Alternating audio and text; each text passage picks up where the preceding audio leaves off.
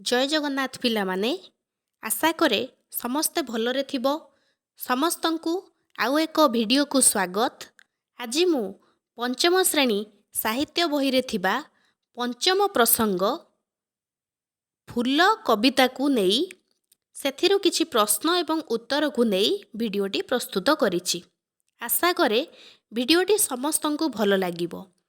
जेउ पिलामाने वृत्ति परीक्षा एवं आदर्श विद्यालय प्रवेशिका परीक्षा निमंते प्रस्तुत हेउछंती से पिलामानंक पई वीडियोटी बहुत उपयोगी अटे एवं पंचम श्रेणीर समस्त पिलामानंक पई वीडियोटी बहुत दरकारी। परीक्षा को जिबा पूर्वरु वीडियोटी को अभ्यास करिनियो, जहा फलरे परीक्षा रे निश्चित रूपे तुमे प्रश्न पाइबो एवं परीक्षा रे सफलता पाइबो। तेबे चलो आरंभ करिबा आजिर प्रश्न उत्तर कार्यक्रम। प्रथम प्रश्नटी हेउछि फूल कवितार कविंक नाम कौन? ऑप्शन ए रे अछि कुंतला कुमारी साबत, बी रे अछि पंडित मृत्युंजय रथ, सी रे अछि नंद किशोर बळ, डी रे अछि सदानंद बेहेरा। तेबे एही कविताटी को पंडित मृत्युंजय रथ लिखिचंती। ऑप्शन बी हेउछि एई प्रश्नर सठिक उत्तर। परवर्ती प्रश्नटी हेउछि केउ माने फूल द्वारा आकृष्ट होइथांती? ऑप्शन ए रे अछि कुआ कोइली पतंग, बी रे अछि पारा सुआ हंस, सी रे अछि कीट भंवर महुमाछी, डी रे अछि हंस मयूर हलदी बसंत। फूल द्वारा किए आकृष्ट होइथांती? फूल को देखिले युवक बालक अबा स्थबिरटीए हेले मध्य अधीर हुए। तेणु फूल द्वारा एठी जो ऑप्शन अछि एई ऑप्शन अनुसारे कीट भंवर महुमाछी एमाने फूल द्वारा आकृष्ट होई फूल पाखकु धाई आसंती। परवर्ती प्रश्नटी हेउछि पशु पक्षी माने फूलर बास्ना सुंगी कौन हुअंती? ऑप्शन ए रे अछि दुखित हुअंती, ऑप्शन बी रे अछि खुशी हुअंती, ऑप्शन सी रे अछि घृणा करंती, ऑप्शन डी रे अछि पाखकु। तेबे ए प्रश्नर सठिक उत्तर हेउछि ऑप्शन बी रे थिबा खुशी हुअंती। पशु पक्षी माने फूलर बास्ना सुंगी खुशी होइथांती। परवर्ती प्रश्नटी हेउछि जोगी माने फूल को केउ दृष्टि रे देखंती? ऑप्शन ए रे अछि देवता, ऑप्शन बी रे अछि नारी, ऑप्शन सी रे अछि धार्मिका ऑप्शन सी रे अछि अप्सरी, ऑप्शन डी रे अछि धार्मिका। जोगी माने फूल को केउ दृष्टि रे देखि थांती? फूलर सुंदर रूप देखि जोगी माने शांति लाभ करिबा सहित ता देहरे देवतांको अनुभव करिथांती। हैला सबु देवतांको मस्तकरे फूल लागि थाए, फूल देवतांको पूजारे मध्य लागि थाए। तेणु जोगी माने फूल को देखि शांति लाभ करिबा सहित ता देहरे देवतांको अनुभव करिथांती। तेणु एई प्रश्नर सठिक उत्तर हेउछि ऑप्शन ए रे थिबा देवता। परवर्ती प्रश्नटी हेउछि पवन केतेबेले महकी थाए? ऑप्शन ए रे अछि फूल को माळ करी पिंधिले, ऑप्शन बी रे अछि फूल को तोलिला बेले, ऑप्शन सी रे अछि जेतेबेले फूल उपरे प्रजापति बसे, ऑप्शन डी रे अछि जेतेबेले फूलर बास्ना पवन रे मिसे। तेबे ए प्रश्नर सठिक उत्तरटी हेउछि जेतेबेले फूलर बास्ना पवन रे मिसी थाए पवन महकी थाए। ऑप्शन डी हेउछि ए प्रश्नर सठिक उत्तर। फूलर सुबासरे चौदिग महकी उठी थाए जहा फलरे कि बाट बणा होई भंवर ता पाखकु धाई आसे।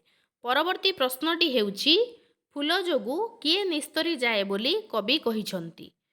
ऑप्शन ए रे अछि भंवर, ऑप्शन बी रे अछि पट्ट, ऑप्शन सी रे अछि प्रजापति, ऑप्शन डी रे अछि पवन। फूलर सुबासरे चौदिग महकी उठिबारु बाट बणा होई भंवर ता पाखकु धाई आसे एवं फूल कौन करे ना देवतांकर पूजा लगी लोड़ा हुए। फूल को माळ करी देवतांको मस्तकरे दिया जाए। तेणु फूल जोगु ପଟ ନିସ୍ତରି ଯାଏ ବୋଲି କବି କହିଛନ୍ତି। ଅପସନ୍ ବି ହେଉଛି ଏହି ପ୍ରଶ୍ନର ସଠିକ୍ ଉତ୍ତର। ପରବର୍ତ୍ତୀ ପ୍ରଶ୍ନଟି ହେଉଛି ନିମ୍ନଲିଖିତ ଗୁଡ଼ିକ ମଧ୍ୟରୁ କେଉଁଟି ଶାନ୍ତିର ବିପରୀତ ଅର୍ଥକୁ ବୁଝାଉଛି? ଅପସନ୍ ଏରେ ଅଛି ଆସକ୍ତି, ଅପସନ୍ ବିରେ ଅଛି ଅଶାନ୍ତି, ଅପସନ୍ ସିରେ ଅଛି ଅଶାନ୍ତ, ଅପସନ୍ ଡିରେ ଅଛି ଶାନ୍ତ। ତେବେ ଶାନ୍ତିର ବିପରୀତ ଅର୍ଥ ହେଉଛି ଅଶାନ୍ତି। ଅପସନ୍ ବିରେ ଥିବା ଅଶାନ୍ତି ହେଉଛି ଏହି ପ୍ରଶ୍ନର ସଠିକ୍ ଉତ୍ତର।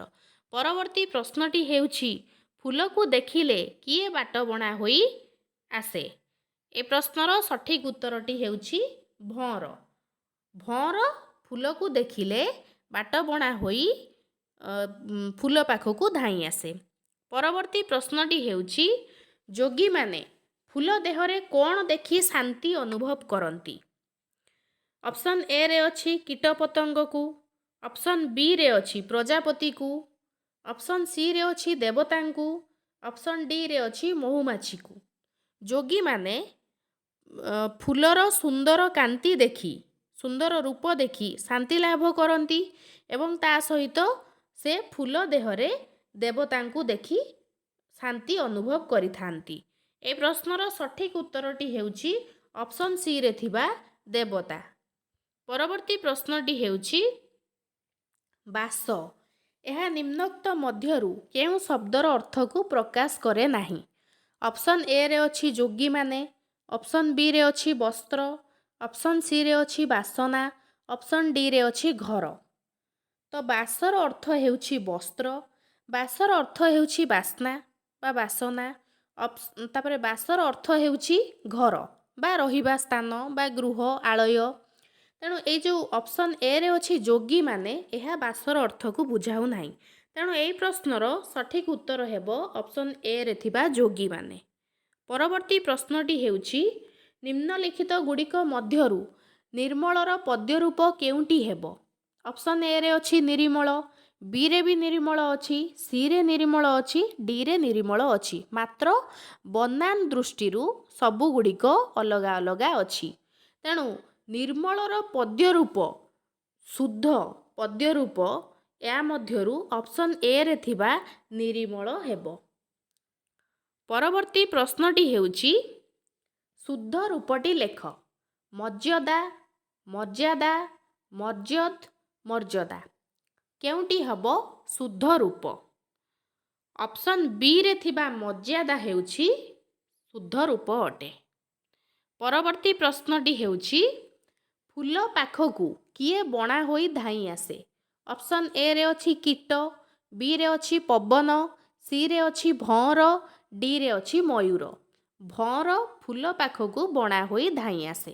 ତେବେ ଏହି ପ୍ରଶ୍ନର ସଠିକ୍ ଉତ୍ତରଟି ହେଉଛି ଅପସନ୍ ସିରେ ଥିବା ଭଅଁର। ଧନ୍ୟବାଦ। ଯଦି ଆମ ଭିଡ଼ିଓଟି ଆପଣମାନଙ୍କୁ ଭଲ ଲାଗୁଛି ତେବେ ଚ୍ୟାନେଲଟିକୁ ସବସ୍କ୍ରାଇବ୍ କରିବା ସହିତ ଭିଡ଼ିଓଟିକୁ ଲାଇକ୍ ଏବଂ ସେୟାର କରିଦିଅନ୍ତୁ, ଯାହାଫଳରେ କି ଅନ୍ୟାନ୍ୟ ବିଷୟରେ ମଧ୍ୟ ଏହିଭଳି ଭିଡ଼ିଓ ଆପଣମାନେ ଦେଖିପାରିବେ।